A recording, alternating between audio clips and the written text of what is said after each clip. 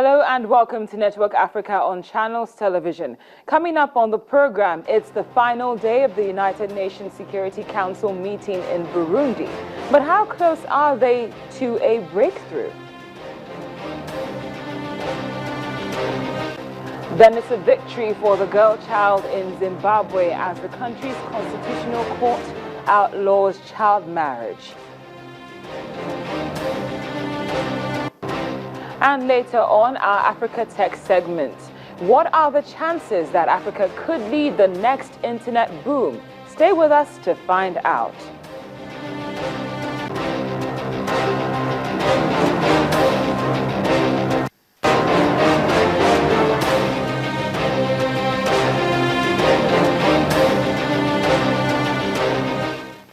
Hello and welcome to Network Africa on Channels Television with me, Cynthia Are. Burundians are clinging to the hope that the United Nations Security Council meeting, which concludes today, will lead to a breakthrough. The ambassadors are keen on meeting President Pierre Nkurunziza in the hopes that they could sway him into engaging in dialogue with the opposition and accepting troops from the African Union. President Nkurunziza has never been thrilled with the idea of the troops as he sees their coming as an internal invasion. Without surprise, violence ensued last night, leaving one person dead and another wounded by gunfire. What you're seeing on your screen right now are the latest pictures sent to us from Bujumbura by Mr. Jean Regis Nduwimana. But for now, we'd just like to bring you the latest updates from Burundi. We understand that the envoys were greeted by pro-government demonstrators, after which the demonstrators who were pro-government carried signs saying genocide will not happen. One youth allegedly was shot by police, as we told you just a moment ago. Explosions and gunfire were heard at Buiza district. And for now, the United Nations Security Council hopes to convince the president to accept peacekeepers. For more on the situation in Burundi, we go live to Utah, where Mr. John Mbaku, a senior fellow with the Brookings Institute, is standing by. Mr. Mbaku, thank you very much for joining us on Network Africa. Thank you very much. I am happy to be here. It's a pleasure to have you. Now, from what you've seen and heard so far, are you convinced that President Nkurunziza will actually give in to pressure from the United Nations Security Council?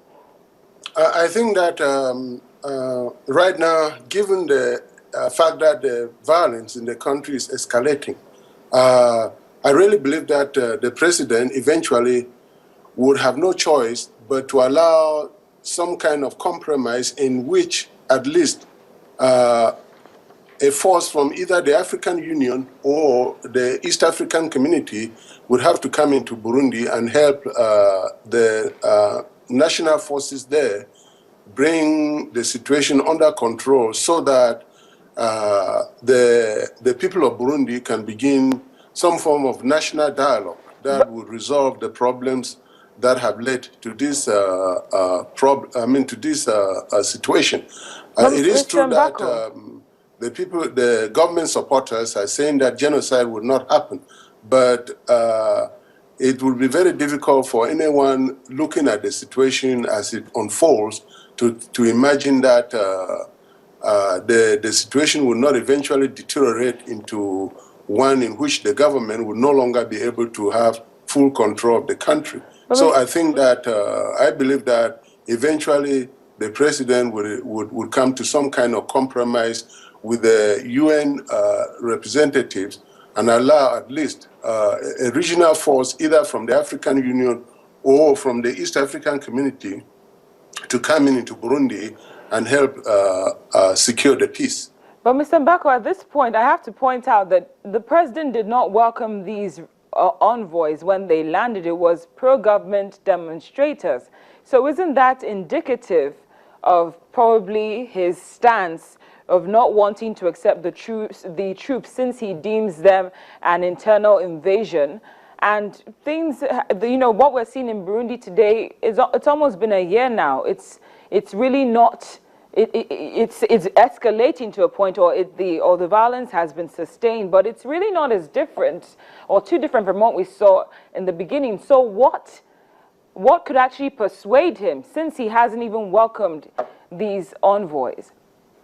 Well, I think that the president is in a very difficult position, considering the fact that he came into power through a process, through a very questionable process, one in which a lot of people within the country and outside the country believe it wasn't constitutional. So that presents a very serious problem for him. And I think that in his position, he probably believes that if he allows any foreign troops to come into the country, those troops would undermine the authority that he has. And I think that some of the fear that he has, he hasn't really said why, but I think some of the fears that he has have to do with the fact that he basically thinks that any international force coming in would undermine his ability to control the Burundian army, which is now representing a very important source of his power, given the fact that there has been significant opposition from civil society against him continuing to be the president.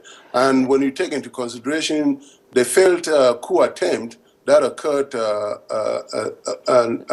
last year, I think that he is in a position in which he really, I think he probably believes that if a foreign force comes in, it would undermine his political position. So I don't think he's really acting on behalf of the people of Burundi. He's probably trying to protect his position as the president, and so he sees any foreign interference as a threat to that position.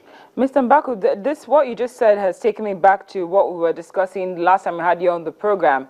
And we lost time at that point. But my question was, how do we strike that balance between respecting the sovereignty and also bringing this crisis to an end? Because now it's gone past the point of the president wanting to protect his own interests. People are dying on a daily basis. It's become chaotic. So what needs to be done after this meeting, which ends today? Because that is just one step. A lot of steps need to be taken if we're going to have a sustainable situation in Burundi. I think that if the UN is successful and an external force, most likely, and from the African Union, comes into Burundi and the peace is secured, then the next step would be for a national dialogue to find a way forward. Because the opposition right now wants the president to leave power, because the opposition believes that the president came in illegally. Now the president and his supporters do not want the president to leave.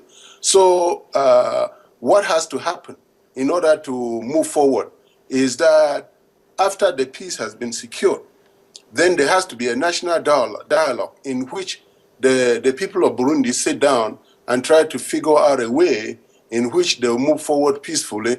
And I think that part of that process could involve the formation of some government of national unity in which both parties would be fully represented in government, so that that government would come in as a transitional government that would try to provide a structure that would allow Burundi to move forward and end up bringing in a permanent government that will not include the president.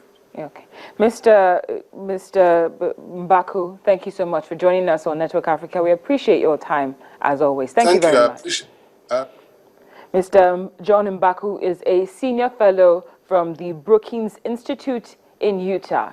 Stay with us on Network Africa, as there's more to come, including a victory for the girl child in Zimbabwe as the country's constitutional court outlaws child marriage.